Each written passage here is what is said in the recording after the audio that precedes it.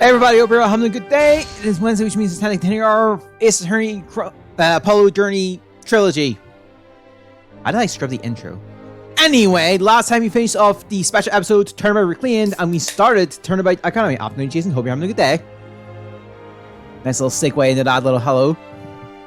Anyway, we're on the trial portion of this, so let's just get into it.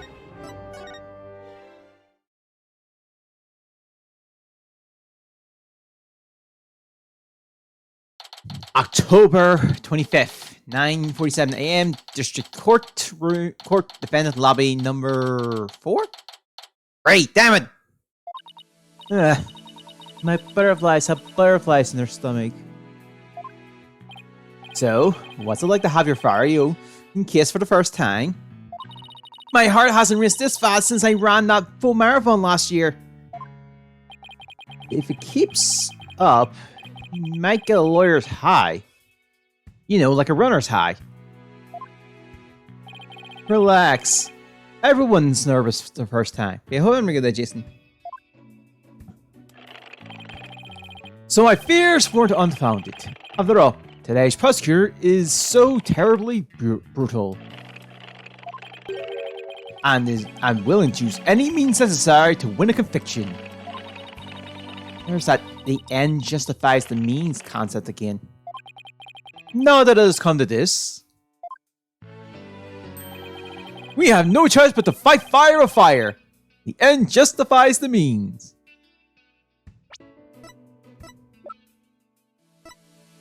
Oh yeah, Miriam Scuzzlebutt, a senior in the judge course. She is the aloof editor-in-chief of the school paper who walks around with a box over her head. I wish he stopped saying that.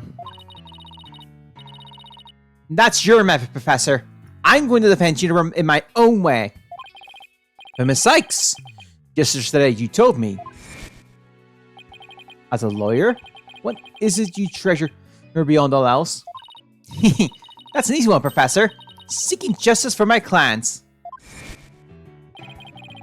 But if this trial proceeds in the same manner and ends in the same way as the mock trial, would you not lose everything you've worked so hard to gain? Well, I'll just have to make sure that that doesn't happen then, won't I? My. Aren't you a stubborn one?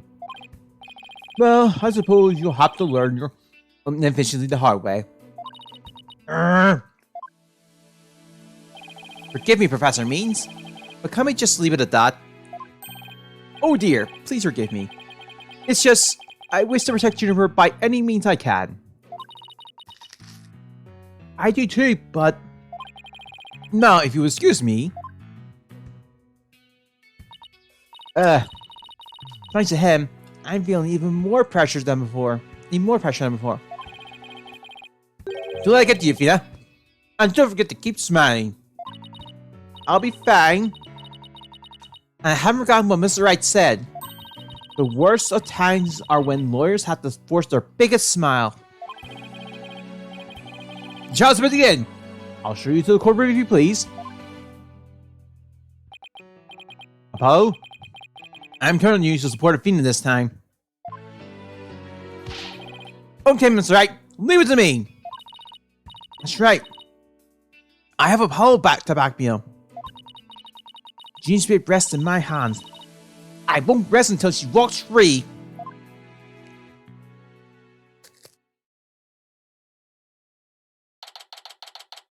October 25th, 10 a.m. District Court, courtroom number. This must be 4. Hey! I gotta write that one. Day 1 court is in session. All rise! Court is now in session for the trial of Jennifer Woods. I feel like defense team leader is right, Your Honor. That didn't sound very confident. You sure you're okay? I'll be fine. Your baldness. I know. As usual, you want me to deliver the opening statement? This case is crystal clear. I see no need to explicate any further. Reading. Now, summon the witness.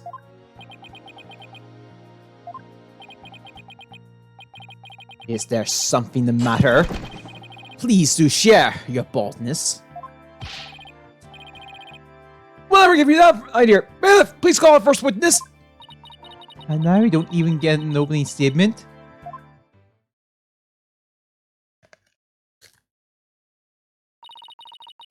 The Philbrank? He and Pastor Pack will have become quite the team.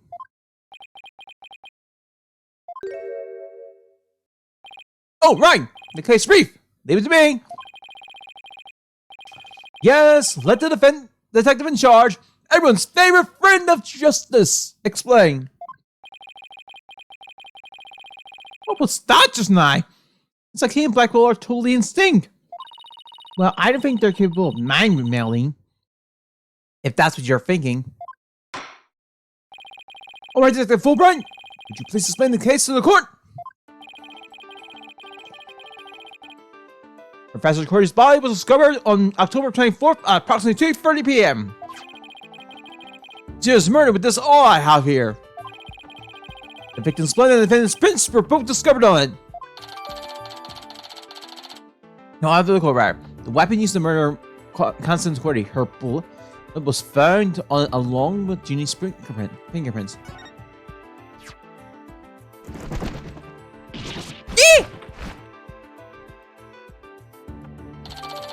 And the autopsy report. Estimate time of death between 6 and 8 p.m. Cause of death, blood loss from a deep stab wound in the victim's side. Wow. That bird can deliver evidence too? Blackwell's trained him well. Maybe Blackwell should train not to mess up people's hair while he's at it. Moving right along. The body was discovered on the outdoor stage, although no blood was found there. However, we detected trace of a massive amount of blood in the first room floor art room. In short, the murder took place in the art room. So then the body had been moved from the art room to the stage? Precisely. And there's one more piece of irrefutable evidence. A recording made by a tape recorder that a school paper reporter hid in that art room. It captures a female voice screaming, "You're a goner!" What's this? You have such a recording?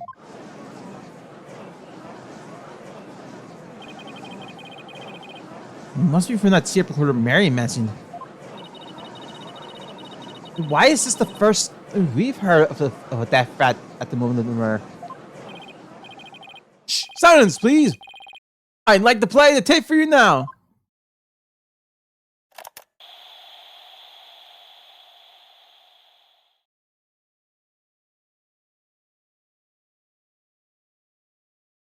You're a goner! It is quite hard to hear. But the voice does sound female. The recorder adds to the court record, used by Miriam to secretly record the conversation in the art room. A woman can be heard shouting, "You're a goner." The noise and notifying with the voice had made voice print analysis all but impossible. Then you haven't identified the voice as belonging to the defendant? Not so fast. Although, voice print analysis isn't everything. The victim was killed at night, then discovered in the afternoon the next day. The question is, when was the body moved? Oh, I know! It could have been moved in the middle of the night when no one was around. Sorry, but no. The campus was full of students that morning, however, no one reported seeing the body. The body was moved sometime before the mock trial and when all the students and faculty were gathered in the lecture hall and the rest of the campus was empty. It was during this time Hugh O'Connor, one of the mock trial's participants, found the body. The prosecution heard about you seeing the body. Wait a moment. If all the students of faculty were gathered in the lecture hall, then there wouldn't have been anyone who could have moved the body. Ha ha ha! Have no fear. There's always an exception. An exception?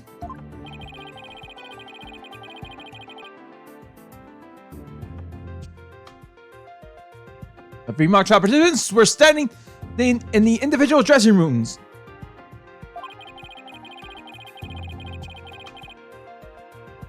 They were the ones who had free access to the deserted campus before the mock trial. What? Then that would mean... What would that mean?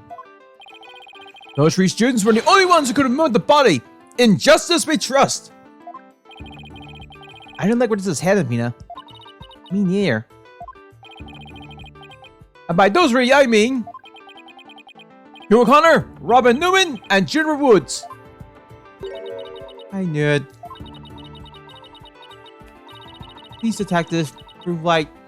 Don't say what I think you're about to say. In justice we trust? I check it. Everyone understands now. The voice belonging to of the murderer was female. And out of the three people who could have moved the body, just one is a girl. This leaves the defendant Junior Words as the only possibility. No! Impressive. He has your nerves even before cross-examination. You can at least pretend to be upset for me. A splendid job, Fulbright. That could not be any clearer. Feel free to anticipate the salary is next month. I don't do this for the money. It's all about justice. Justice we trust. Not only a half-wit, but a permit. You're not stuck in the mud you are. Sick in the mud you are. I guess neither the card nor stick works on Detective Fulbright. Now, bailiff, please bring your next witness to the stand.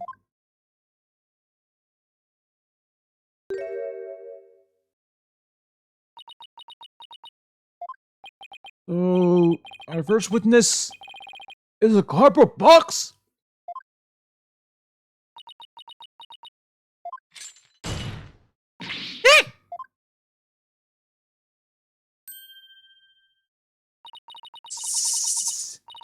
Staff mode deactivated. Oh my! The box has hands! Smile, Your Honor. See. What the dickens? I just had my picture taken! Marianne Scuzzlebutt, Senior at Legal Academy. I'm a reporter on the judge course. You're a bad girl. I'll tell you all about her crime, CCC. Might I ask whether you could come out of that box? How will I get any more scoops if I blew my cover? So the answer is no. After all, covert action is an undercover reporter's bread and butter. The testimony from a faceless witness is highly irregular. A former ninja I met in the clink said that exposing those who work in the shadows is to pass a death sentence on them, upon them.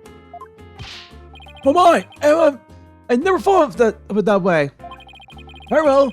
If it was spread life, I'll make a special exception this time. A former ninja in prison? Holy Shinto! How can a church believe this little crock? Now, your hands away, please! Oh, but take care not to reveal your face.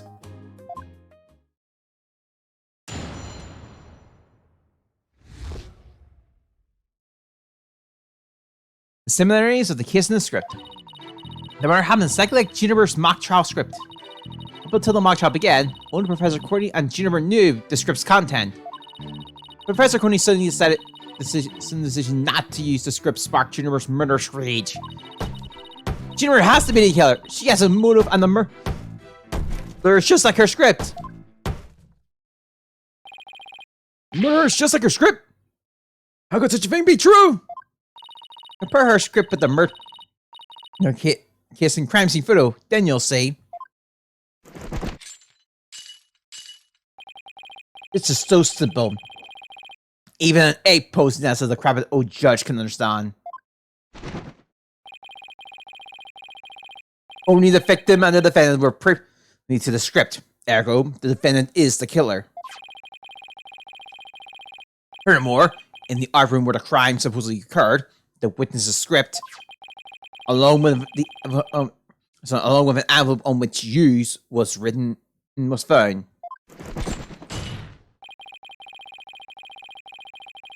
This proves that the accused's script had been rejected the day before the mock trial. She pressed the victim to use her script, and the argument ensued, and then the fatal stabbing. That makes perfect sense. But nah.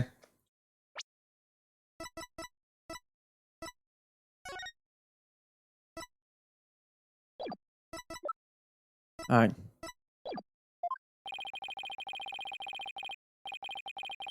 Oscar Blackwell has all his ducks lined up in a row. He's ready on a roll now. He's like a pit bull once it sinks his teeth onto you. Hey, Darcy! My script how a bum rap and phony evidence? Grudges and betrayal? I trust the defendant's right to cross-examine the witness? No problem. I mean, yes, I'm right. I think. I had to find a whole other testimony and a box the truth.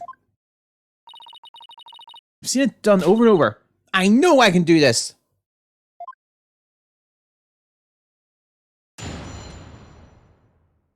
I'm going to be back in a second. I need to double check something here.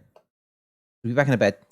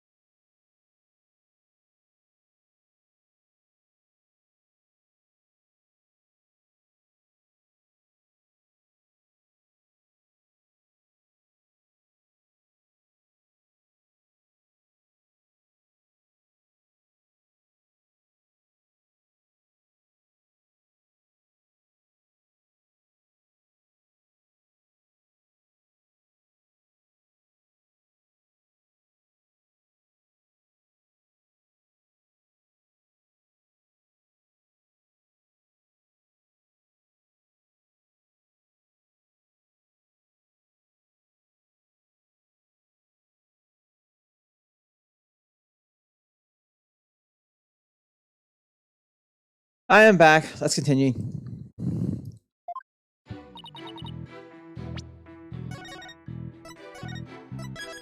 Okay.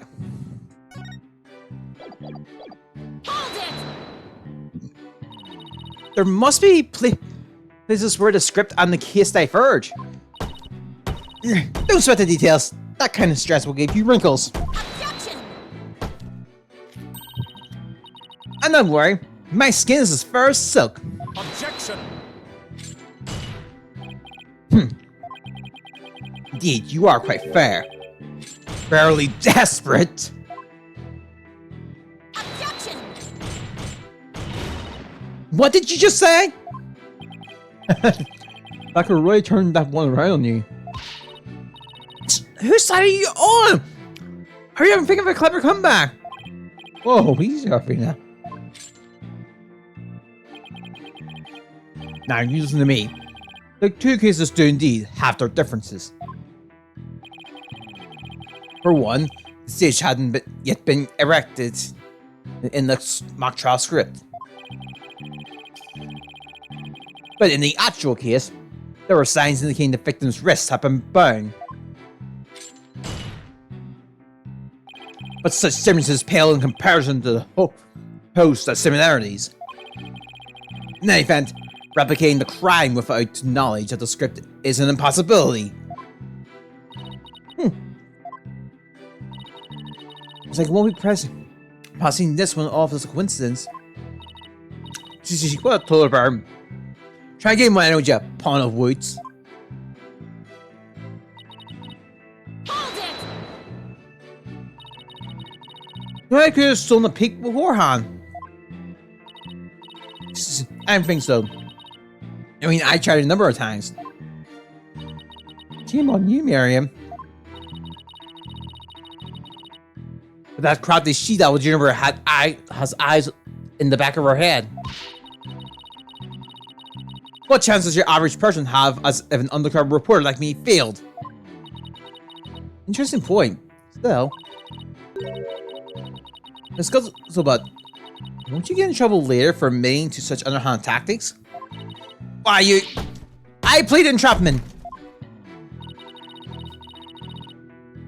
How is you bleeding during crime entrapment? Can't.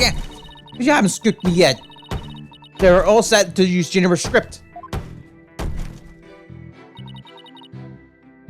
Hold it! Had you know Professor Cordy wasn't going to use her script? They're in the art room where the heinous crime took place. In some emblem mark used, a man's scuzzlebutt script was found. Evidently, the script was going to be used to belong to the girl in the box over there. It's only natural that my script would be accepted and hers rejected. I introduced all sorts of brand new concepts, including bribery and fake evidence. It was a cutting-edge script portraying the courtroom battle in the dark age of the law. I can't help but feel Professor Cordy went out of her way not to use it. She used some devious underhand tactic to get her script chosen. That's why her script and not my masterpiece was used in the mock trial. I stopped for an explanation. Hold it! Anyone who saw the mock trial could have recreated this crime. After they saw the mock trial, he could have easily staged the body to look like just like the script. Objection! Wary is the trial which pits Hawks against Canary. Objection! What did you just say? If he's so weary, he should try homing last. I bet that'll save some energy. This is no time for jokes, Apollo! He just called me a canary! Don't let him get to you. At least canaries pick up on things quickly, just like you. I shan't repeat myself. Listen carefully, Sextono. Yukon discovered the body before the mock trial even began. Haiku once staged the body as it is in the script before anyone knew its contents. That's right. Do you even fathom the intricacies that go into staging a crime scene? No, I think not. You have the rudimentary mind of an elementary school child. Elementary school? Reporter's testimony throws attorneys Athena Sykes for a loop. The perfect caption. Oh, marvelous! A photo in the newspaper is just the thing to boost your brand. In a school paper? Seriously? I believe you're pressed to witness more than enough, Miss Sykes. Nah, do you see how clear-cut my case is? You could deny. And in that fair, desperate mind of yours. Etch it deep in so you may never forget. No. No! My arguments get thrown back in my face. It wasn't supposed to be like this. What am I going to do? Athena, you should just... You just about have all the answers you've been looking for now. Huh? Think about it this way. If the killer knew the details of the mock trial, would they really commit the crime in the exact same way? I don't follow. Try to place yourself in the killer's shoes. I bet you'll discover an inconsistency if you do.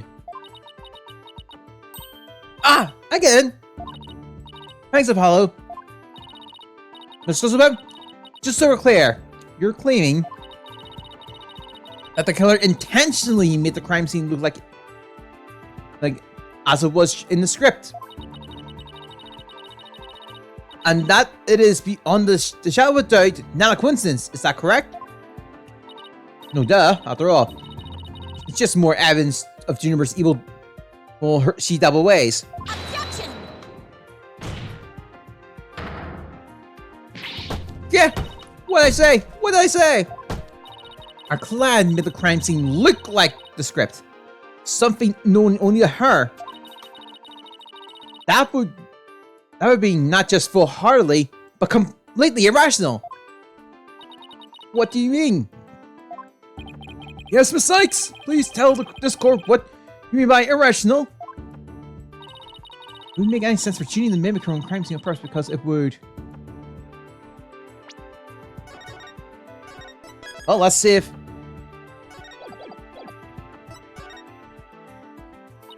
the murder scene was the same way as it was in the mock trial script. That in and of itself is irrational. Okay, what's wrong with them being the same? Miss Sykes, care to explain what you mean? Okay, let's say for argument's sake that Miss Woods is the killer. If so, then what reason would she have to intentionally make the actual murder mimic her own script? That's easy. She was admitting that she was That's right. If she had really done that, it would have been like proclaiming to the world that she was the killer. So what we actually have here is evidence of someone trying to frame our clan. Yeah. Ah!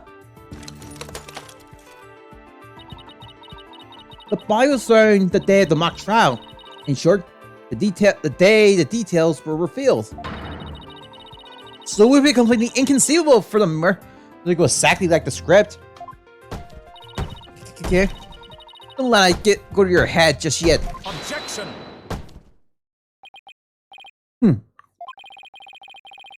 It would seem just as Donald's comrade in arms that Fanny drawn her sword. However, the blade is still, and it shall remain so until you master its use.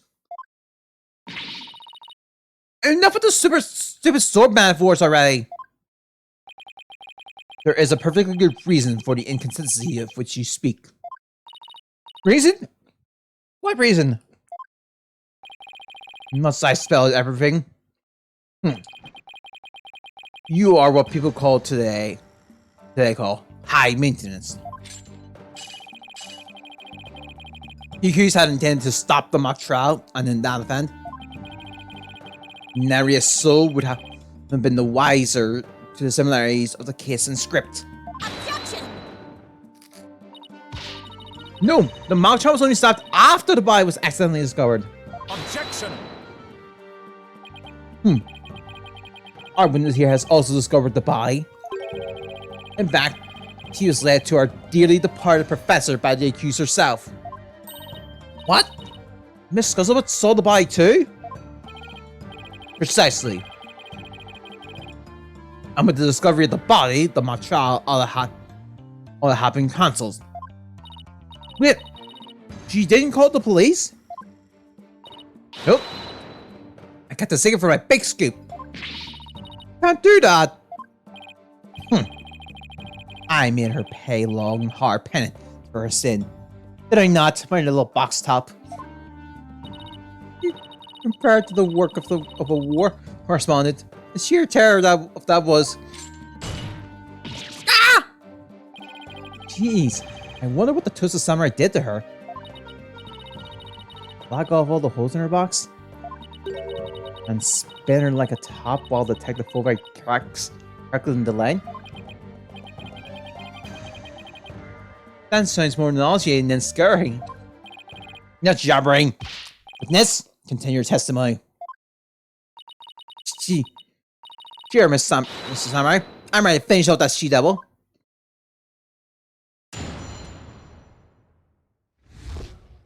What's up? I stuck in the Juniper's dressing room while everyone was in the lecture hall. Juniper had changed into her stage costume. I asked her, "What are you doing?" And suddenly, she fled into the hallway, as if she wanted me to follow her. I followed her all the way to Professor Cordy's body. She led me right to it. I'm positive that it was Juniper because she was wearing the costume that she had made. Hold it! Why'd you withhold such key testimony? Yeah. What's that supposed to mean? I mean, you haven't even started your cross-examination. I know, but her testimony points to her as being a potential suspect. Well, I don't think Prosecutor Blackwell is... Man, I bet he already thought of that. The witness left the lecture hall to sneak into Miss Wood's room before the mock trial. That means she too could meet the victim's body. Ah! The prosecution claims no longer has any grounds to stand on. Help! Nah, you don't need to ruffle your own feathers, so. When you squeak like a little brat, it actually is Taka. Do you want him to peck your eyes out? No, thanks. You listen here. The witness has a perfect alibi. Oh yeah, I do. I'm ready to estimate type of death. I was an undercover reporter class. I was an undercover reporter class. It's right near my home. Undercover reporter class? The proverbial rug has been pulled from under you. The witness could not be the killer. The vents must look more leaping, or at least make sure the rug's secured to the floor. I tried to warn you. Oh. Well, there ends the cross-examination. Let's allow the witness to step down. Huh? Oh, wait a minute! The defense has no right to cross-examine the witness at that little spectacle. For whatever a man is sowing, this he will also reap. Why can't they say, you reap what you sow? Very well, its cross-examination is over. Let's put this witness may go home. Perhaps spend some time in your lovely box and recover from today's stressful offense. Don't you worry about me, Your Honor. There's no rest for the wicked, or journalism either. My third eye's always eyeing a scoop.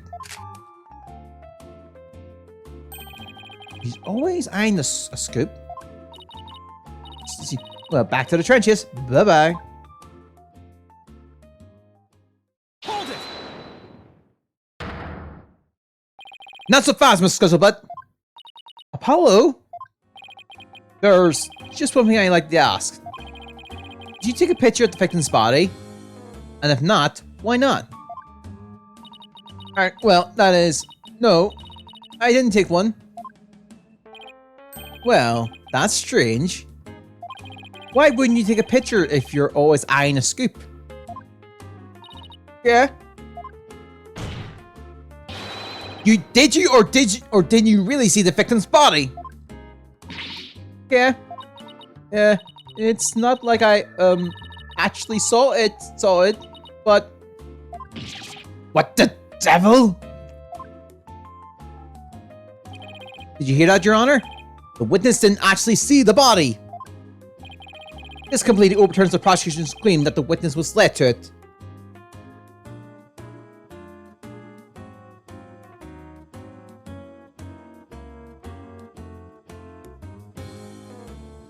Huh. Justice Dunno. You dare burst steel out of me again? Oh, that. Gee, nice try, boy wonder. Though I didn't see the body, the fact remains that Juniper led me there. Feast your eyes on this!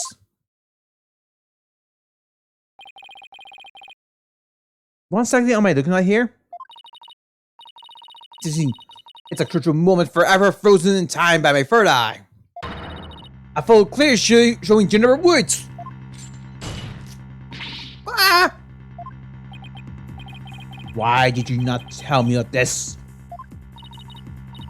It was a shocking. It's a shocking scoop I was saving just for the right moment. And that would be right now, right here in court. Surprise! What do I do? What do I do? All journalists keep their scoop secret until the right moment. He's pretty brave hiding it from Blackwell like that. Or pretty stupid. Well, this is an unexpected turn. Athena? About this picture. See how it only shows the back of the suspect object? Ah, so then, right. Who knows whether this photo shows Juniper in the first place? Objection! A completely irrelevant point. Is relevant here is there was someone who did try to lead the witness to the body. Take account of this. The route by which the accused escaped. The witness pursued the accused this way after she fled the dressing room.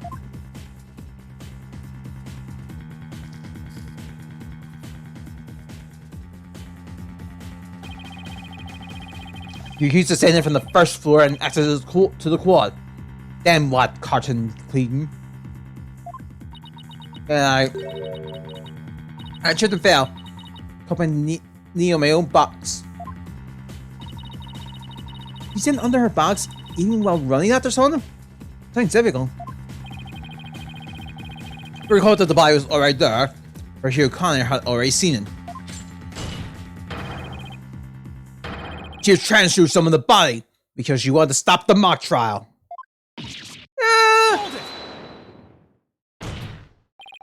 But if the facts have changed, that's all the more reason to cross-examine the witness. The defense has a point there. You may receive your cross-examination. It seems justice to know has saved your pretty little hide, Missy. For now, at least. Whew. Guess I pulled that off somehow. Thanks, Apollo. You're a lifesaver. Incidentally, my compliments to the witness for her very fine box. You see, it's primo cardboard, lovingly selected from among many. Tell another lie or hide another fact from me, and I shall put it to the torch. Yeah, please, anything but that. I think I'll be more eco-friendly to recycle it, but that's just me. For God's sakes, because I'm the witness.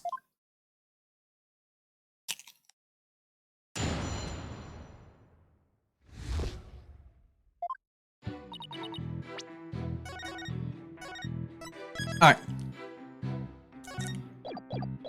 Hold it! You said you snuck in, but why would you do something like that? Because if I got a big scoop on Juniper, club membership would go through the roof. Right now, the newspaper club has only one member, me. The club's history is once I'm gone. So the famous Harold Brand recognition is a matter of life and death. Her means may be questionable, but her motivation is surprisingly sound. Extra, extra! Students seeking the thrills and chills of expose journalism. Report to the club room. This has been a paid advertisement anyway. Where was I? Huh? Never took Miriam for such a go-getter. Hold it!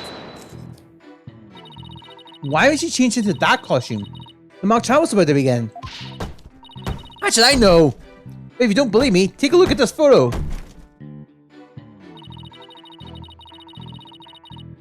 I captured this crucial moment like a gonzo journalism pro that I am. But this only shows the back of where I was fleeing. You expect me to shoot her face when she's running away from me? I guess you're right, but it doesn't seem to be getting me anywhere. Anyway, as the photo shows, Jira was in her stage costume. Hold it! That doesn't mean you have to chase her. You should call that journalist instinct. I see something fishy, I go after it. But you never did catch up to her, did you? You, a true undercover journalist gets up and dusts herself off when she stumbles. That reminds me. Didn't you fall during the chase? When you tripped on your box?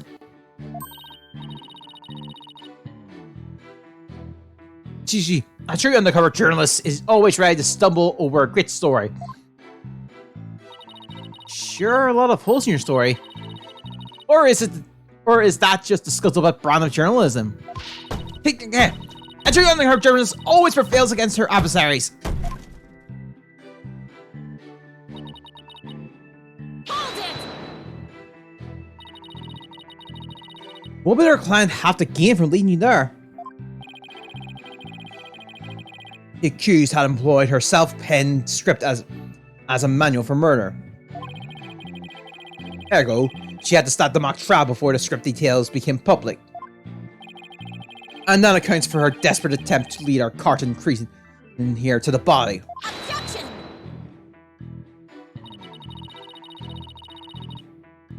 But as we all know, Miss Cuthbert didn't alert the authorities. As a result, the mock trial began as scheduled. Objection!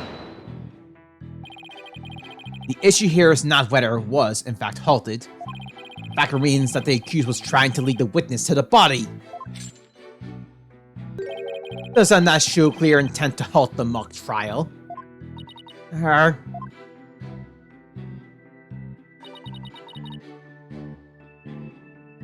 it! You say it was her client because the figure you witnessed was wearing her costume? Isn't that a bit simplistic? See, it's only as simple as clear cut as a good piece of journalism should be. Sure, it's simple, but I hardly call it clear cut. That's why I chased her. She keeps saying that it was Junie. She didn't actually see the body. Yeah. The Blacklist assertion takes that into account. But even if I press her on never seeing the body, I wouldn't be able to overturn this testimony. Well, whoever it was that was fleeing, Miriam didn't see the face. Though I wonder why she thought it was Juniper. Try thinking along that line and see what you come up with.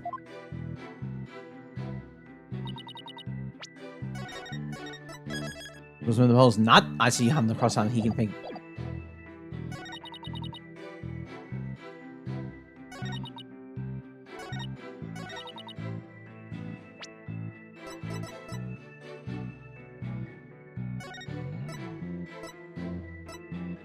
Alright. Hold on. Objection! Dang!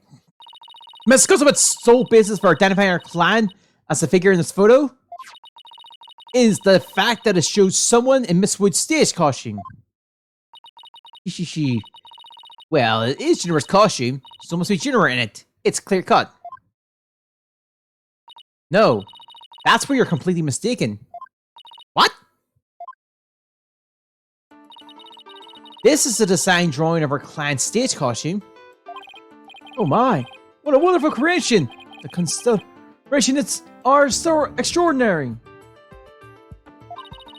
I'm glad you noticed, because those stars are precisely what's important here. In the drawing, there are constellations all over the outside of the costume. But there's not a single star on the costume in this photo. Oh, then that means, motorcycling? Your Honor, there are no other blue costumes at the scene. Which leads me to believe that the figure in the photo was wearing our clan's costume inside out.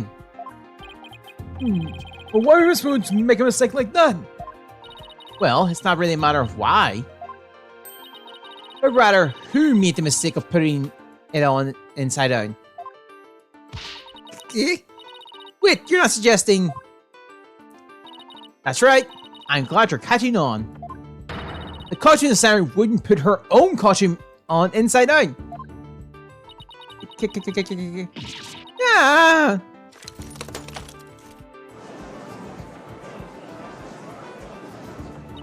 Sorry, Miss Guzzlebutt, but doesn't believe you had a scoop when you really didn't make you a failure of a reporter. Failure as a reporter. Okay. Yeah. Up top. Ah. Ah. Why, hello, Miss Guzzlebutt. So nice to meet the woman beneath the box. You couldn't see nothing. Objection! Now I would have you stop right there, Sextono. For it is the why of the matter upon which I would have this court focus. What do you mean? Miss Jennifer Woods? Yes? What were you doing in the morning of the mock trial? On the morning of the mock trial? I was in my dressing room, painting my costume in fluorescent paint. Fluorescent paint? My design drawing shows twinkling stars on the costume. I was going to make the costume shimmer like that, by painting inside the fluorescence. Or what is that again? What was that again? Fluorescent? Did your costume have cavities? Not fluorescent. Fluorescence. As in glowing, the painting will make it glow in the dark. Yes, yes. So you applied that to the inside of the costume, and then I let it dry for a while because I heard it takes a long time. So I put the costume in my on my mannequin inside out. Inside out? So then, this is the photograph of the inside out costume taken in the dark. As you can see, there was a heavy layer of paint over the entire inside surface. If someone were to properly don this costume in this state, the wet paint would get all over their body. Oh yes, I believe it would. Indeed, ergo, this costume is worn the way it was, not by anyone's mistake. But because this was the way it was on the mannequin inside, because this was the way it was on the mannequin inside out. Glowing costume in the photo. The court record. A photo of the stage costume taken in the dark room. A coat of fluorescent paint. Also, I noticed there was something on it. Figured he would have had a photo. Yeah, it looks like there's something on. You just fall into his trap. Yeah, I bet Blackwell had it all planned out. Still, I think you should give this photo a nice long look. Oh, please tell me you found something that doesn't add up. Check out the chest area. Kinda looks like handprints to me. Hey, you're right! But Junie would know better than to touch it while the paint was still wet. Objection! I believe the term to describe your thought process is wishful thinking. After all, if master painters made mistakes, why not rank amateurs such as the accused? Objection! So basically, you're saying my claim requires evidence to back it up? Evidence? That shouldn't be a problem, right? After all, you've come this far. Just because I've come this far, doesn't mean I thought everything through, though.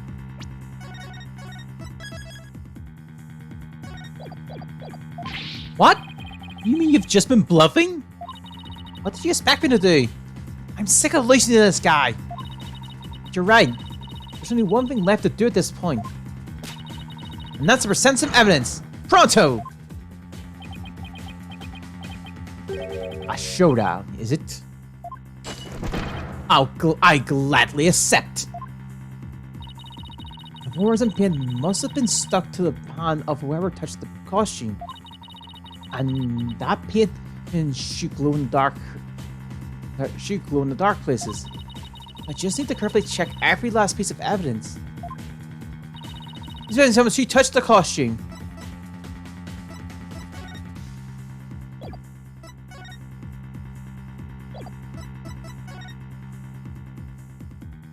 Oh! Take that! A school newspaper? Interesting. Take a look at the photo where the light turned dim and the spotlight's on Miss Woods. Observe Mr. Newman's hand in that photo as he stands at the prosecutor's bench. As you can see, it's glowing, just like Miss Woods' fluorescent paint. It is glowing. Quite brightly, I might add. But why would he put fluorescent paint on his hands for the mock trial, you may ask? The answer he wouldn't. Not on purpose. It got there when he put the costume on. That means... What again? It means the figure photographed in the costume was not our client, Jennifer Woods.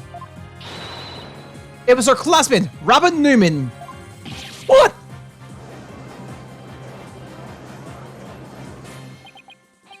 To think you were actually able to prove that. Well, you never know what's going to happen next. That's the thrill of the courtroom. Then... Does that mean the Robin Newman is our man? Well... That's certainly how it looks. Very well. Robin Newman it is. He is here in the gallery, I trust. Show yourself! I challenge you to a duel!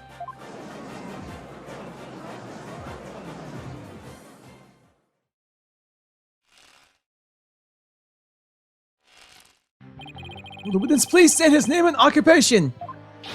I'm Robin Newman! I want to become a great artist! I practice day and night! Yeah! Oh, that's not it! I just gotta be sincere! Man! So for occupation, should we put down budding artist? Oh! Davis Slidwell Academy, Senior! Prosecutor's course! This is my proof of my masculinity! I've been trained to be a prosecutor for 18 years! I assume you'll be cleaning up the pottery you smashed before you leave today? Oh man!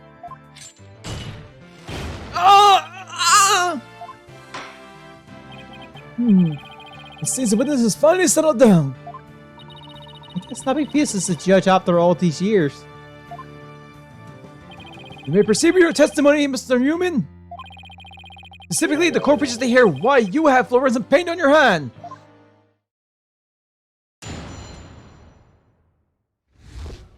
Why I touched the costume. I went to see Jennifer in her dressing room, but she wasn't there! When I walked by that frilly costume, I was like, whoa! The mannequin it was on, it was about to fall on me! I got that paint on me when I caught it. I never got it on! That's just stupid! Hold it! Your Honor, I recommend a short therapy session for the witness. Mr. Newman does seem particularly agitated, but... no! Not again. What's his problem? I sensed it the moment Robin took the stand. The discord in his heart. Do you think he might be hiding something? Probably. You ready, Mr. Newman? Let's see what the move Matrix can do for you.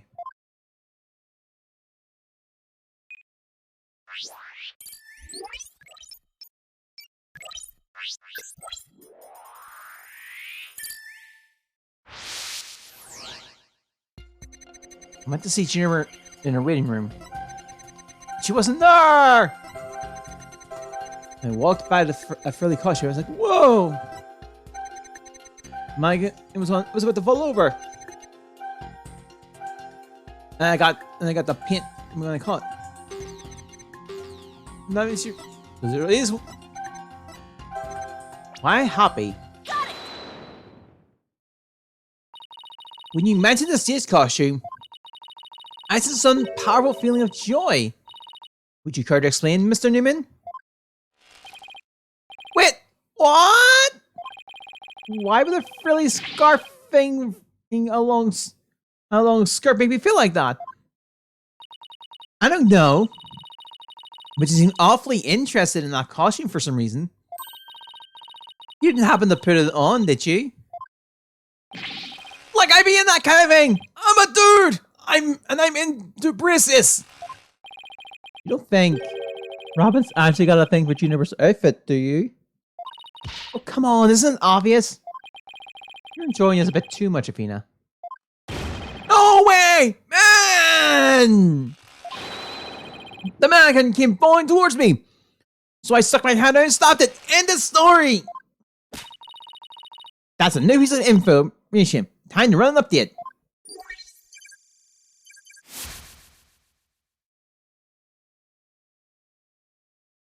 Even after that update, something just doesn't feel right here.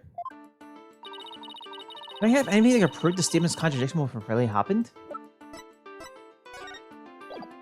The costume itself.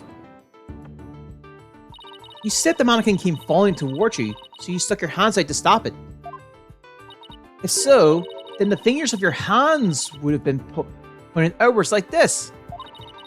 But that's not what the handprint shows. In fact, it looks more like just your thumbs on the base of your palms. Why in the world would I leave such a weird handprint? You know why? You left them when you went to adjust the scarf after putting it on. Just like the model in this drawing. Boom! Why did you just admit it, Mr. Newman? You did put the stage costume on, didn't you? And you really do like Miss Wood's clothes, don't you? I meant to put the costume on. Fun! I don't like girly clothes! Man! Yes! New information to plug in. Time for another update.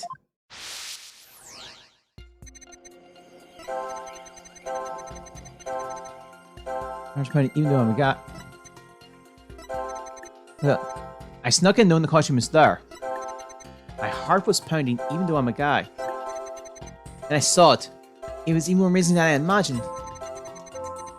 Like, whoa, I'm a guy, but I get all excited. You know what I'm saying?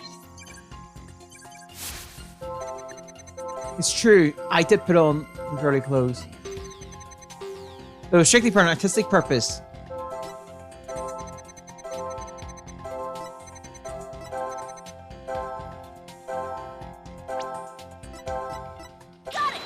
Hey, Sadness here. There, another motion that doesn't fit. So what? You're really starting to get on my nerves, man! So Newman, you got excited when you put the costume on. But you also felt sad. Who cares if I felt sad? It's no big deal! Okay, Mr. Newman, out of it. Why did you feel sad? You're hiding something, aren't you? Oh, no! You're not fooling anyone anymore. Now tell us why you were sad. Okay, fine. If you're gonna be that way, I'll tell you. My reason I felt sad is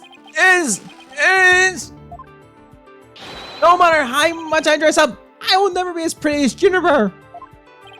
Well, no offense. It is that shooting at the top of his lungs doesn't exactly help. No, that's not in. I totally own those girly clothes. I should have been totally pretty. But there's something that keeps getting in my way. Wow, that's a lot of anger and raw emotion right there. His heart is crying out in pain. His emotions are out of control. Out of control emotions? We saw those during the Ninetales Veil incident. So all we have to do is find the source of his uncontrollable anger, right? Right, have a look for a conflict between his statement and the images we see. If we can find that, we can wrestle him away from whatever is tormenting him. Zerman said that there's something getting in the way of him being pretty. Something doesn't go with girly clothes. Well, what could that be? Fine, I'll testify! And only 5%.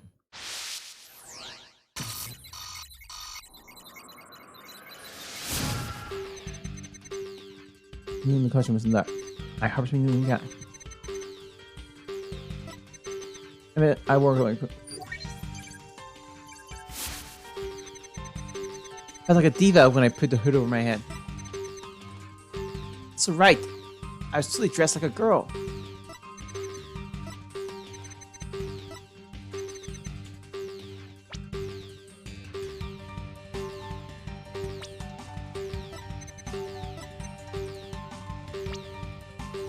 Try this.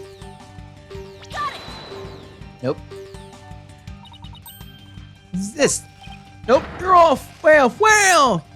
Eek! No good, huh? I'm trying to listen carefully, but all the shouting gets... You better finish this off quickly before you rupture an eardrum. Whereas, I'm gonna nail it this time.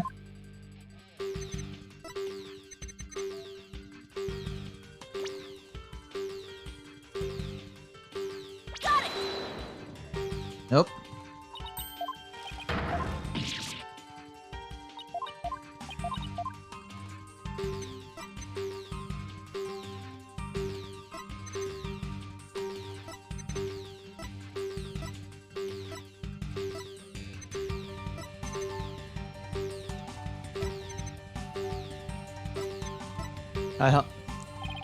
So we're looking for the source of this anger. Right.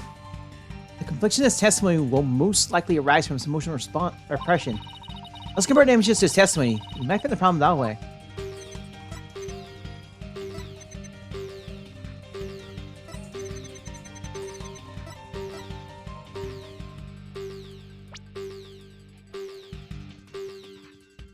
Got it. Nope.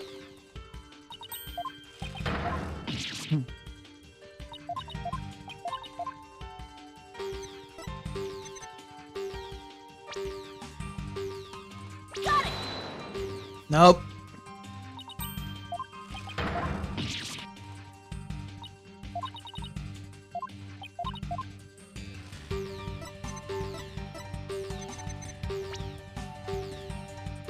Got it.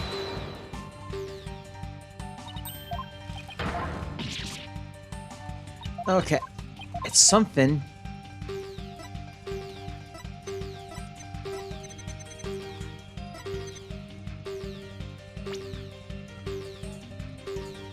Got it.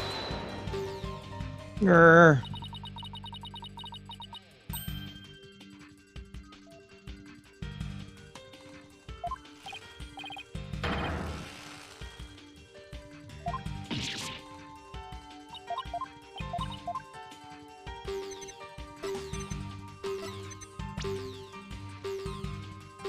Got it.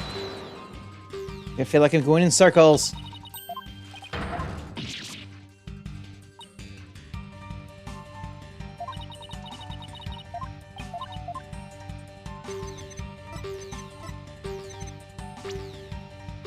Huh, you can actually prove this. Got it. Okay.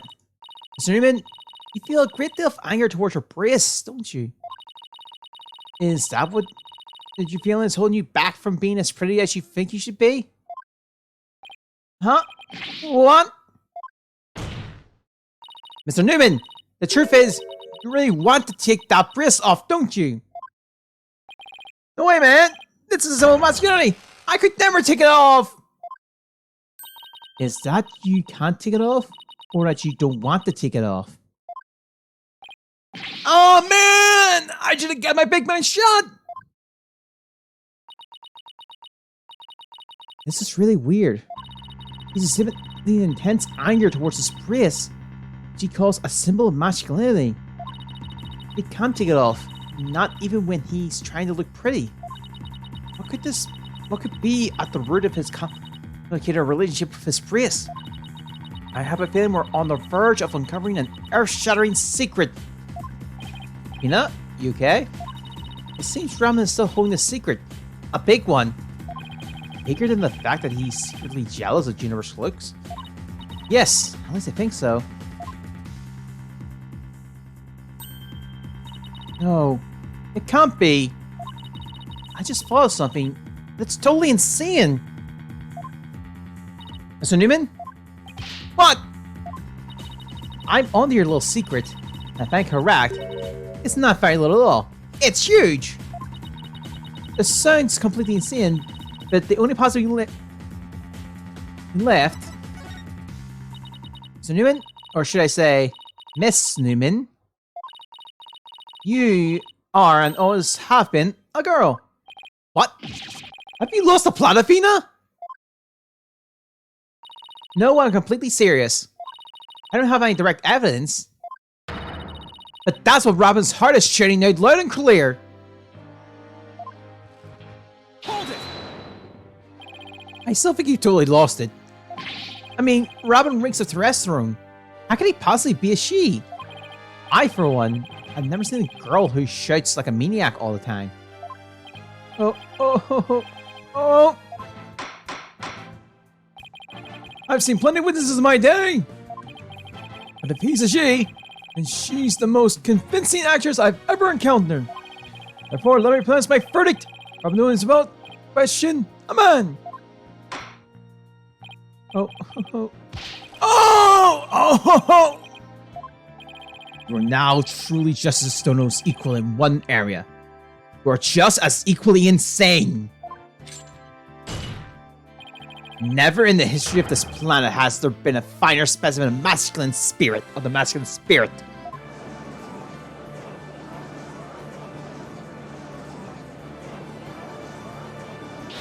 Oh, then.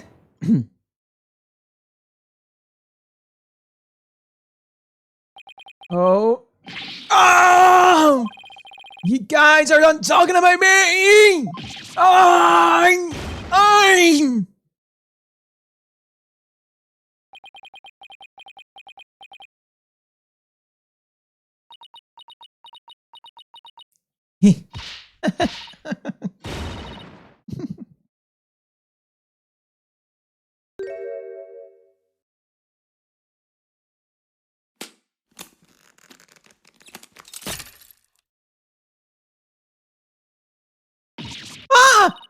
Briss, it's...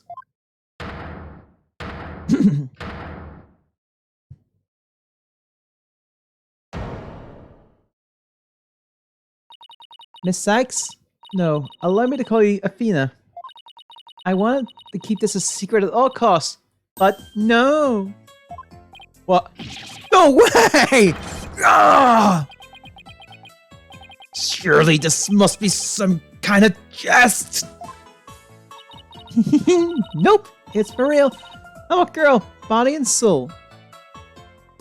I'm gonna try.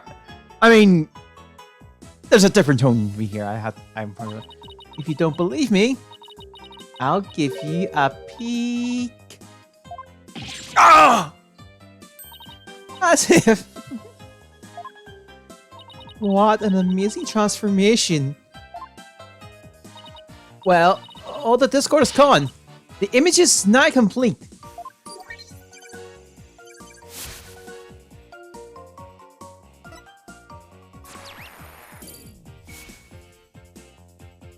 Bye.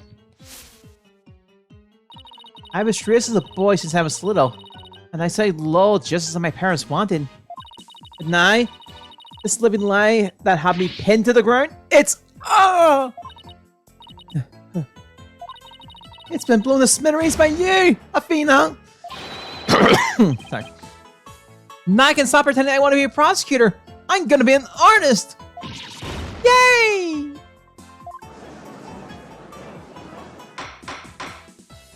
Order! Order! What a shocking development! You really did turn out to be a she. Why is everyone looking at me like that? I feel like a movie star or something. But no paparazzi, please. I value my privacy. Okay. No pickle, you'll regret it! Man! Am I just imagining things? Or is Robin even more hyper-night than when she was a he? I don't know. Maybe it's because she's finally got her troubles off her chest. Literally. This is all well and good. But does he being a she actually change things? The fact that the witness is actually a girl does change things. Because there's now a piece of evidence that we must reevaluate. Very well, let's see what the defense has for us now.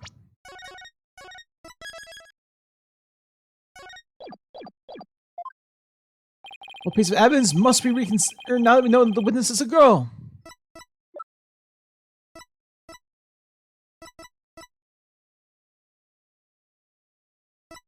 I've got two here.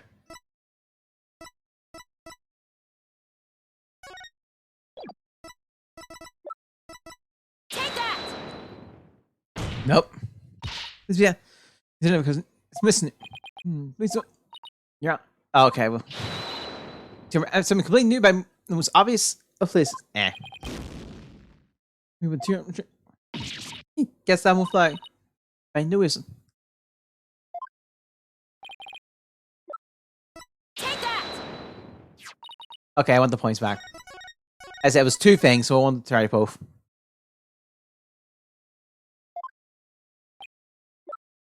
Take that! This is why I like the court to reconsider. Oh, sorry, I didn't know. Oh, the tape recorder!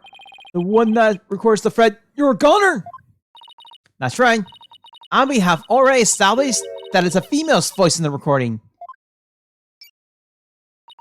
Of all the students who could have moved the body before the mock trial was to start, our client was the only female if you exclude Miss Scuzzlebutt because of her alibi. And that is why the tape recorder made our client the prime suspect. Ah! Then... That's right.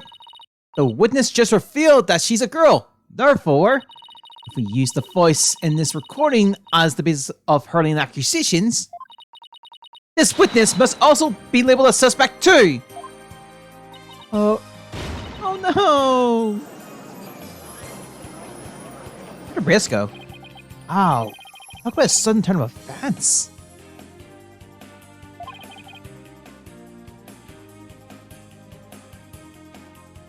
Okay, you've done it! You found a hole in one of the prosecutor's key piece of evidence.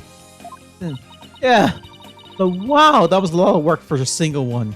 Objection! Not so hasty now. You're forgetting that only one person here was privy to the script. Ergo, Miss General Woods is still the prime suspect. Objection! But Miss Newman hit the fact that she was a girl, both at the crime scene and in court. I say that puts her in camp suspicion. That's not nice, Athena. How can you accuse me of being a killer? I mean, I'm just a weak, innocent little girl. Just thinking about that murder makes me... Objection! Suspicious as suspicious does. Undoubtedly, the witness does have some sort of connection to the crime. Perhaps our newfound lady is merely feigning ignorance. We can summarize that she lent support to the offender, Jennifer Woods, by leading Miss Scuzzlebutt to the body. That would make her an accessory to the crime. How can you say that? I'm not an accessory to any crime, Mr. Birdman. Objection! Birdman? In any event, with the witness as an accessory, it explains quite a bit, does it not? Objection!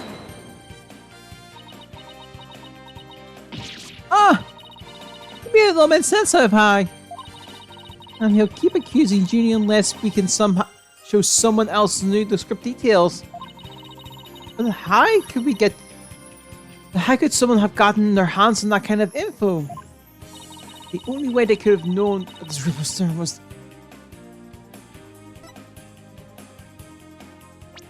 They... Let's see, heard it from Junie.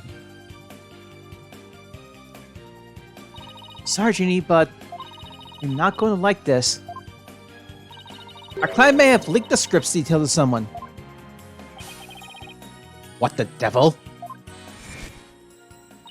And if I know I shouldn't have, but I revised the script to favor the prosecution. But Professor Corey noticed it immediately and changed it back. Miss Woods did not want Hugh O'Connor to win the mock trial. That's why I believe she leaked the details to the witness, Robin Newman. I get it. If Robin won, she wouldn't be able to confess to Juniper. Right, Junie was probably trying to keep their friendship from becoming awkward. Objection! Oh, this is Phil. How could you, Fina? What a bunch of bull! I've never heard a word about the script from Juniper! Not ever! Objection! You sure?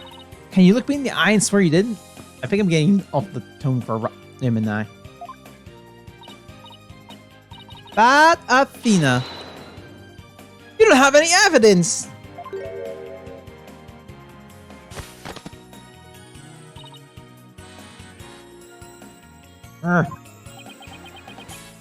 Actually, we might have just the thing. Really? Yeah, one of Robin's lines when I read when we were reenacting the mock trial.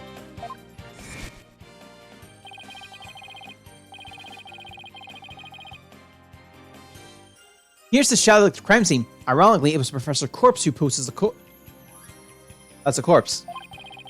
Head, forehead. Height of the mock trial participant react to this photo.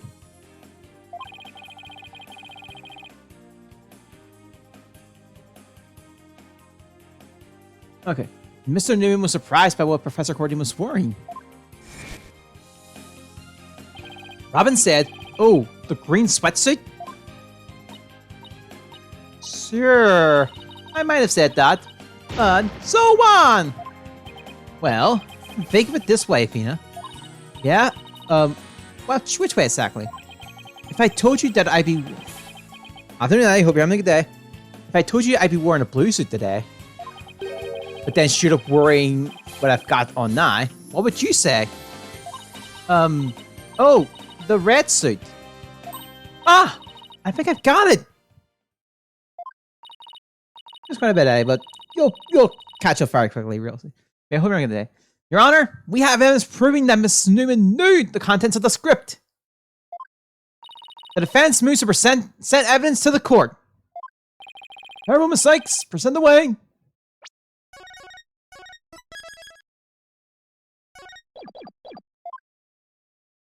This evidence proves that Miss Newman had prior knowledge of the script's content.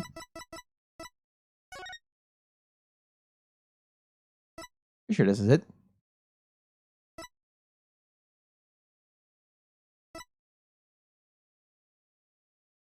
Ah. Take that! The mock trial script? Miss Newman, during the mock trial, you were shown a photo of the victim's body. And reportedly, you reacted by saying, "Oh, the green sweatsuit." Oh, yes, I said that. What's your point? You seem to have some issue with the green sweatsuit. And I think I know why. The proof is in the script, specifically on the things to prepare page. Oh. Yeah, Robin Newman's a girl, not a guy, by the way. Sweatsuit. Victim prepared will be a red one for the prosecutor's course.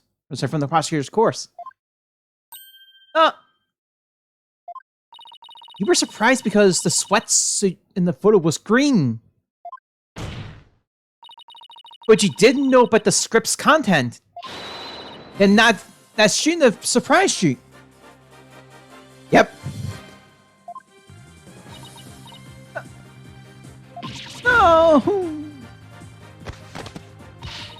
I thought we were friends, Athena. How could I have been so blind? Quite the diva as well. In light of her prior privileged knowledge, I moved to declare Miss Newman as a suspect, Your Honor. You what? Basically, please come off, and this is what happened. If no one script details makes me a suspect, then there must be others besides me. I mean, someone else could have also seen Professor Courtney's notes. Note? What note? The professor and Juniper were working together to prepare for the mock trial. But only one copy of the script was made to prevent it from being leaked. But that gets kind of inconvenient, right? You're not seriously going to suggest... But it's the truth. Professor Courtney did do exactly what you're thinking. She didn't write down any of the proceedings of the truth behind the case. But she did write a note to herself about the props and details about the victim's body. Is this really true, Miss Newman? Oh no, I still had to do it. It's just once the truth came out, less needed. If you don't believe me, send the police over to my house. Tell them to check the pictures on my camera. I thought it might give me an advantage. So I took a picture of the note. I say she's telling the truth. Wait a sec. If there's a note with the details about the body, then that means there are others who could have made the murder look like her client's script. Yes, I believe you're right. Oh, Blackwell was just thrown off guard by this whole thing, by the way. Apparently, this case isn't as clear-cut as Prosecutor Blackwell would have us believe. This new revelation blasts a big fat hole in the prosecution's case. Objection! Bully for you, Missy. But don't think this spells victory. And why not? The battle is still young, and my blade is nigh fully drawn. Between it and my next witness, your life will be forfeit. So put away your wooden sword. And show me what you're truly capable of if you wish to live. You want it? Don't worry, I'm gonna bring it.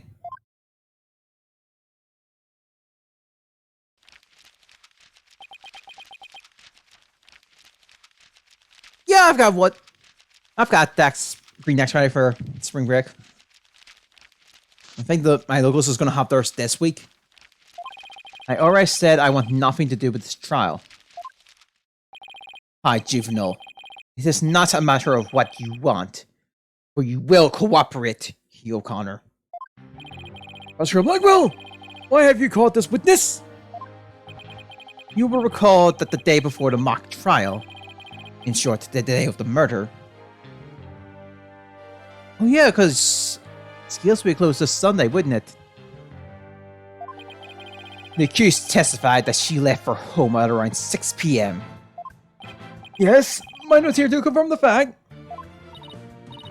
Right, our client wasn't at school at the estimate time of death, so she couldn't be. Objection! Yet that was but a audacious lie. Or am I mistaken, Golden Boy? Oh, okay. Oh, she's just open? Okay.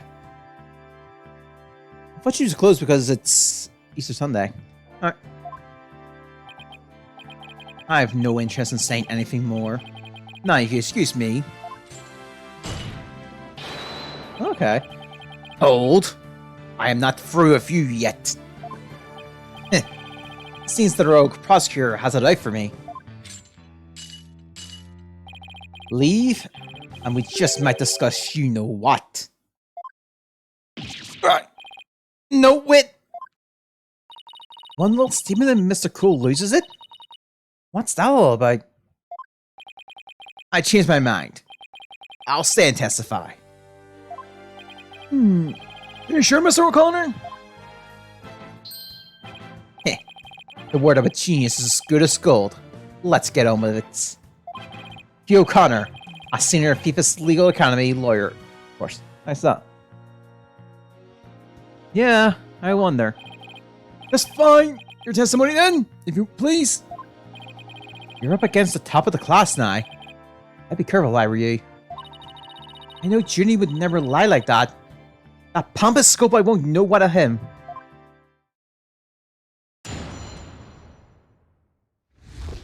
Around the time of the murder. To get mentally prepared for the mock trial, I meditated at the archery range till 7 PM. At around 7:15, I went to the main building before going home. That's when I saw Juniper. We didn't say much as we passed by each other. She seemed her usual self. That's it. Anything else you'd like to ask? That is quite enough. Well done, golden boy.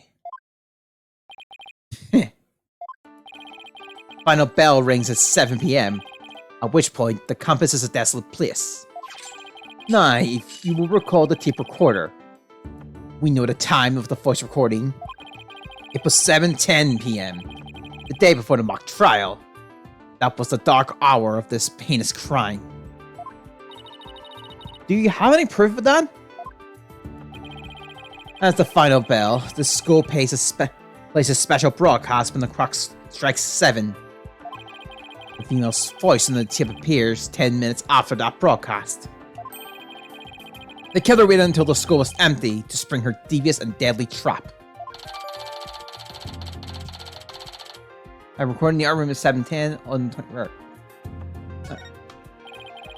So when the witness saw the defendant, that would have been... Indeed. It was 5 minutes after the voice was captured on the tape in the art room. Ergo, we know that the accused was still in the main building, even after the killing. The time of the murder and the time of when the body was moved. Great. Another inconvenient testimony. Ms. Lex, your cross-examination, please.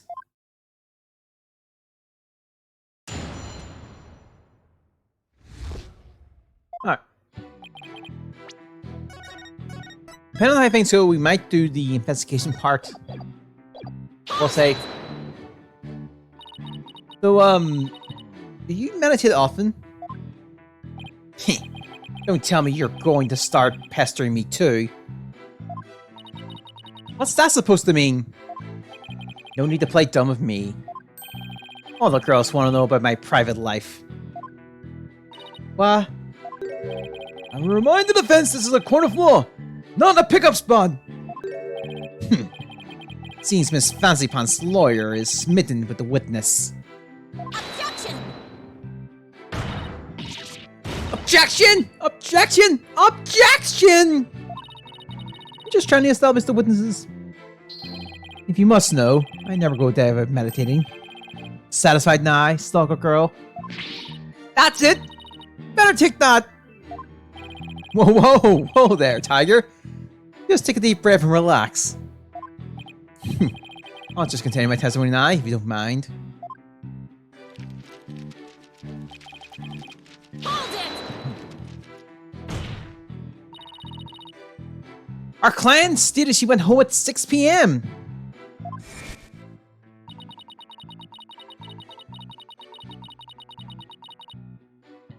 Okay. You and Professor Courtney were busy preparing for the mock trial together yesterday, right? Was that the last time you saw her?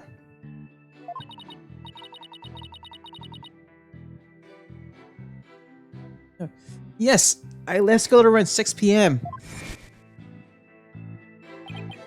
No, not wrong. I don't know what she was doing, but Junior was definitely at school after 7 PM. But I suppose neither side can prove one way or the other. But if Junie was there, that means she's lying. Truth be told, I only saw her for the briefest of moments.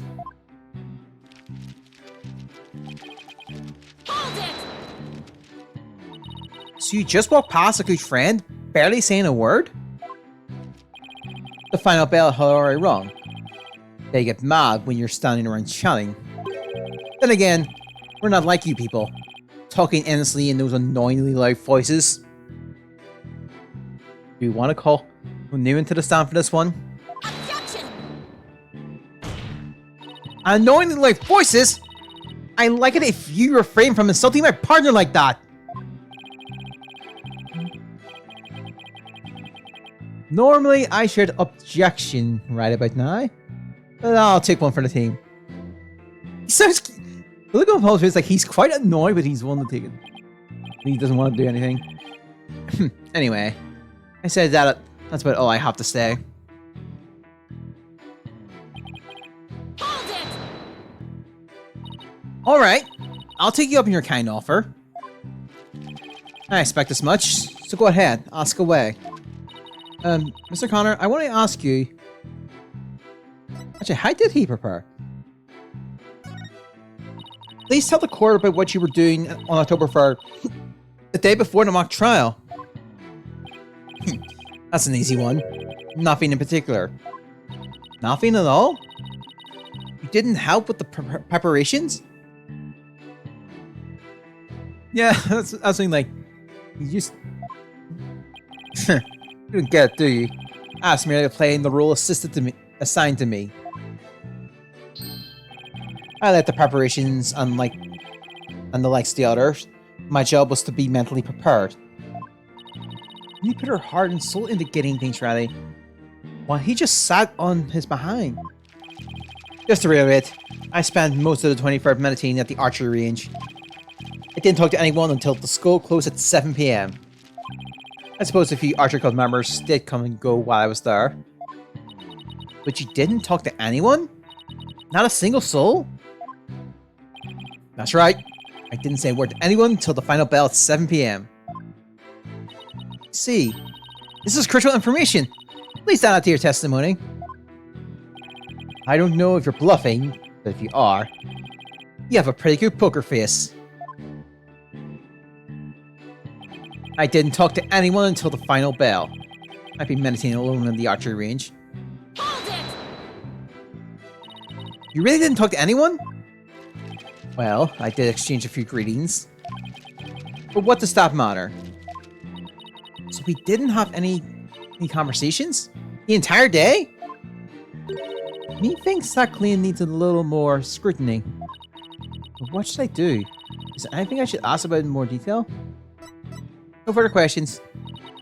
Actually, never mind. I've got all the info I need. My, don't we seem confident. Well, I think I finally have my... There's a flaw here. Here it is. Objection! I was gonna pass that. So you didn't talk to anybody on October 23rd? Are you sure about that? I already told you. My word is as good as gold. Okay then, how do you explain this? And don't spare any details. Sorry, never seen that before. This is the victim's planner. She recorded all of her plans in great detail. Take a look at this page here. It reads 23rd, meet with you, and important. Would you find that interesting? What? Where'd you get that? The keyword here is important. You say you were at the archery range all day. But you also said a few students came and went while you were there. That doesn't sound like a great place for an important talk. The entire campus was buzzing with activities before the mock trial. Or could they possibly have a private conversation?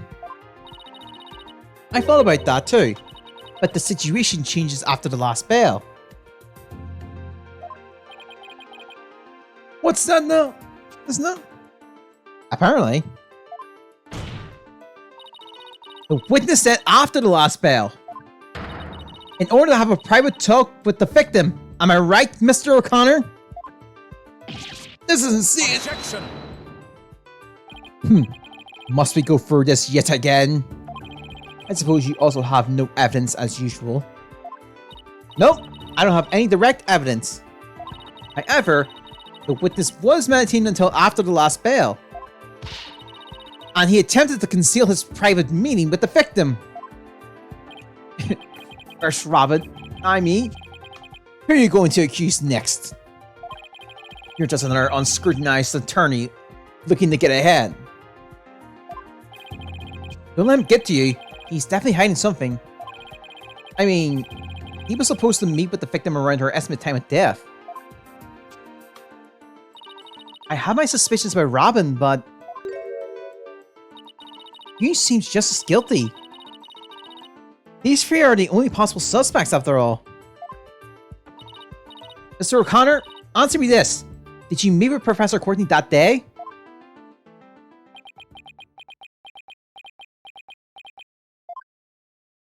Sorry, Miss Jailbird Prosecutor. I don't mean to steal your thunder, but I have something to say. Seems like he was... If it will save me some trouble, then by all means, speak away. If you recall, Miss Sykes, the voice in the tape recorder was female. Knowing not, I'd like you to explain how I could possibly be a suspect.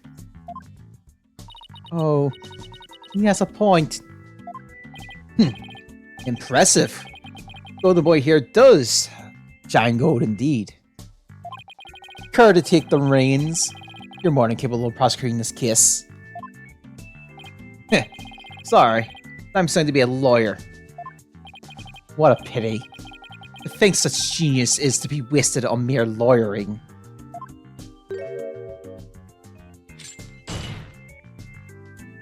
At last, your moment is here, Sykes-Stono. Time to review Golden Boy's statement. And prove that you're the young prodigy worthy of the badge on your lapel. Could you lay any more pressure on? I think Black Culture's having fun right now. I mean, look at it, but I think he's having fun. The voice is almost mistakenly female. There's no point in arguing about that. Yeah, right. In which case, whom does the voice in the tape really belong to? Let's try the victim. The voice in the tape belongs to the victim. That's the only thing that makes sense. Objection! Are you mad? The voice in the recorder says you're a goner. That is something a murderer shouts at their victim, not the other way around. Yeah, that is a problem. You're a goner. You're a goner. You're a goner. Athena? You're a goner. You're a goner. You O'Connor. You O'Connor. Wait a second! Whoa, Athena! You're scaring me here. You're scared? I'm tired of reading coming up with this. With what? Prosecutor Blackwell, you won't know if I'm worthy of my badge? Yep. Well, I'm about to show you why. Despite my age, I can wear with pride. Oh? Then can I take it you won't be changing your argument?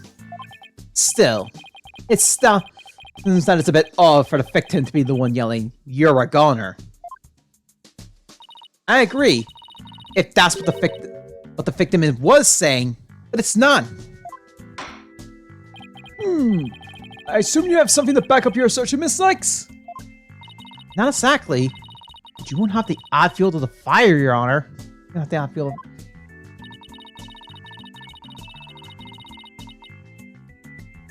of... If it is indeed Professor Courtney's voice in the tape, then she'd be shouting because she was... Or saving. They're threatening or scold. Sorry, threaten. No. We're just gonna... We'll get the points back. It was one or the other, so... I wouldn't want to continue the threaten. We'll start that one later. I like to call one basic fact in the question. Is that shirt on the tape really saying you're a goner? What are you up to now, Athena? President Corner's planner said she was supposed to meet with the witness for an important talk. Perhaps our witness, despite being a genius, had done something wrong. And this made Professor Cordy get angry with him during their private meeting. I don't see how this changes what we heard on the tape. Well, if you want to see how it changes things, then let's try a little experiment. Your Honor, I want you to yell at the witness as if you're mad at him. But, and this is important, use his full name. Okay, let's see. Yo, O'Connor! What did I do to deserve that? Yeah, like that. Now try again, but faster. Yo, O'Connor! You, O'Connor? You, O'Connor? You're O'Connor? Wait a second! Oh no, this can't be! Objection! I think I spent the energy to lead you this far if it wasn't true? Ah, but it is, Your Honor. Humans are not perfect. That's a scientific fact. You sometimes mistake shadows for monsters or the wind for voices. Now that you mention it, you can do this, Athena. Just give the old guy one more little push. The sound of the tape recorder was never the phrase "you're a goner." That's only what we thought we heard. When in fact, it was the witness getting yelled at. The Corporal 9 note that this is different from the selective hearing men are so good at. I think you're right. But what was the last part again? I'm guessing shots fired? Maybe. Never mind. The important thing is that the voice that was recorded isn't our client's. But since it was the victim scolding the witness, he must now join the list of suspects. Objection! I have thought that testimony would suffice, but it seems it has come to this. I will not allow such fabricatious squabbles to upend this case. The prosecution has one final piece of evidence to present to the court. Evidence? What's he going to pull like now? Feast your eyes on this photo, and let me see that insolent look vanish from within them.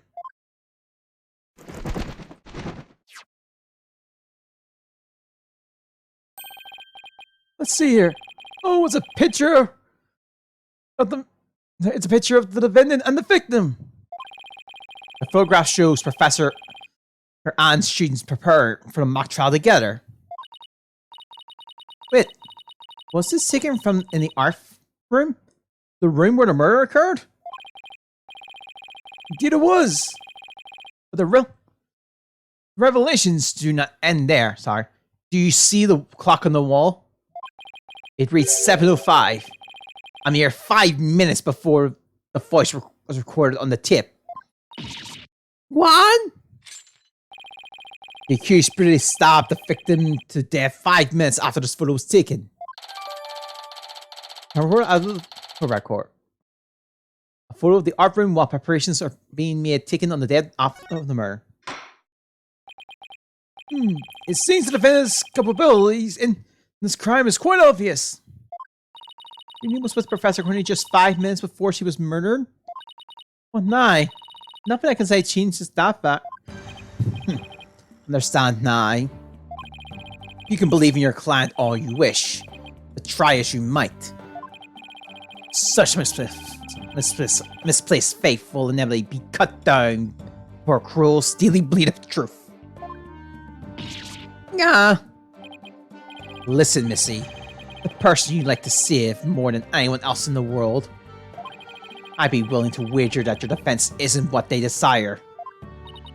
But I became a lawyer so I could. You still fail to understand? After so much pain and defeat? The Courts are not the play yard of little children dressed as lawyers. So before you break your back in failure, run along home and grow up. Ah! He thinks I'm giving up now. He's got another thing coming. I have to find my inner strength if I ever hope to save him. And I can't think of any way to strike back. The worst of times are when lawyers have to force their biggest smile? That's impossible. How can I smile under these circumstances? Even if I force it. This is better than bad. Who knew Black Hole had that one winning in the wings? We're saving. Why didn't that Twisted Samurai just present it at the beginning? Wait, maybe this was his real plan. Is he just trying to show me how weak and powerless I am? Maybe he's right, because I really haven't got a clue. Who's the real killer? Who murdered Professor Constance Cordy? Robin Newman? A girl who had been forced to lie as a guy? Or was it Hugh O'Connor, the honor student who had met with Professor Cordy? There seems to be little reason to debate the defendant's guilt any longer. Time for a verdict has come. Chad.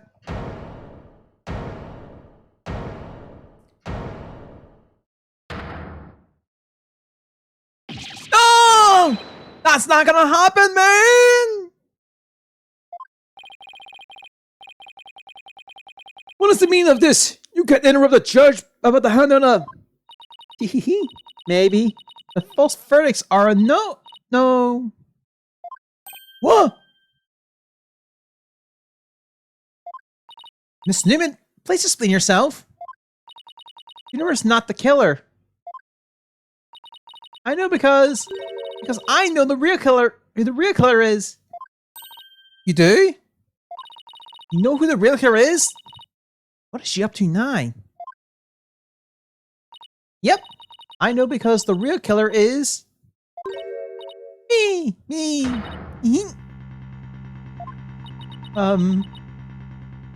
What? It was me! I did it alone! Just me! I don't get it. Why is she confessing? Miss Newman was witness near the stage. There's even a related photo of her. The more I think about it, the more suspicious she seems. I don't know why.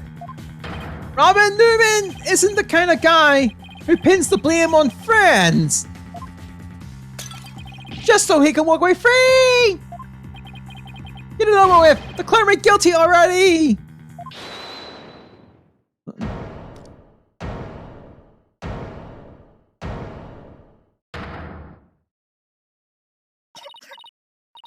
Please? Wait. Juniper? What are you doing? Thank you for all you've done, Fina. You have to forgive me. I can't let my friends take the blame any longer. Junie, no! Don't do it! You and Robin have done nothing wrong. They have absolutely no connection to this case. The real killer is me. I alone am responsible for the entire crime. What? Objection! Junie, you know that's not true. Hurry up and retract your statement. I'm afraid it is true. Forgive me, Ina.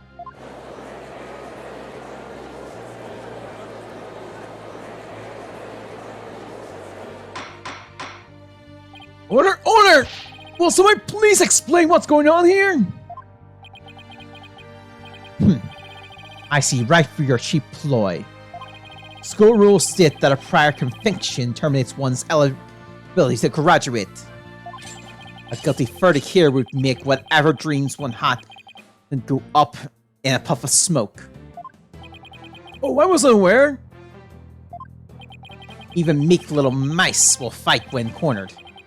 A pitiful spectacle, I might add.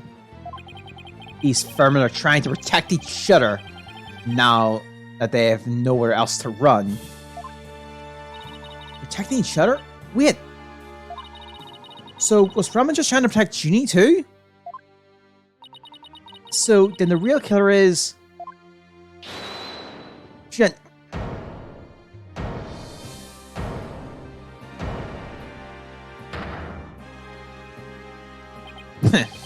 This whole thing's a joke. Uh-oh. It's Hugh's turn. What? What is wrong with kids these days?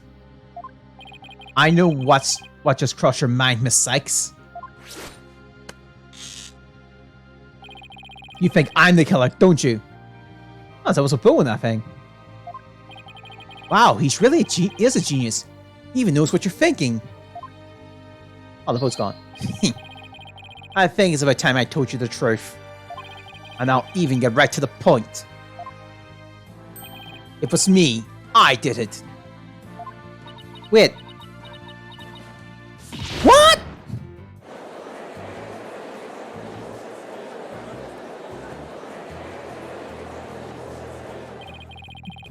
Naipo potential suspects are claiming to be the weird killer.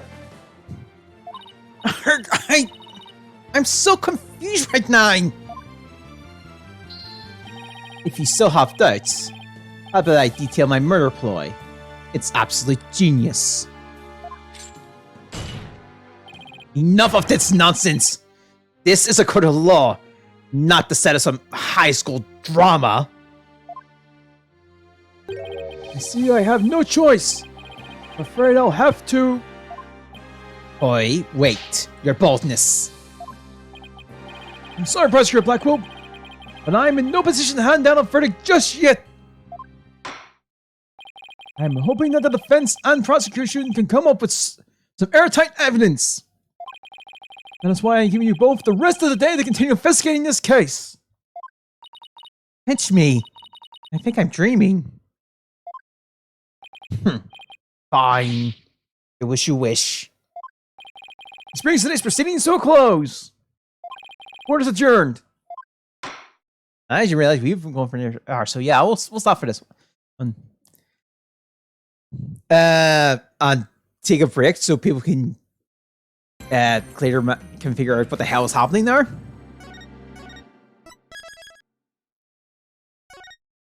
Yeah, we're wrapping stuff here. Hope it's a good day. Hope it's a week. We'll be back on this Friday, usual time. Well, we've got a few other things, but Friday, so we can probably do both. But yeah, I'll wrap. But you know, we'll see if we can get. We'll probably get the investigation at least done Friday. I'm gonna wrap things up here. Hope you guys have a good day this week, and I'll see you all next time. Bye.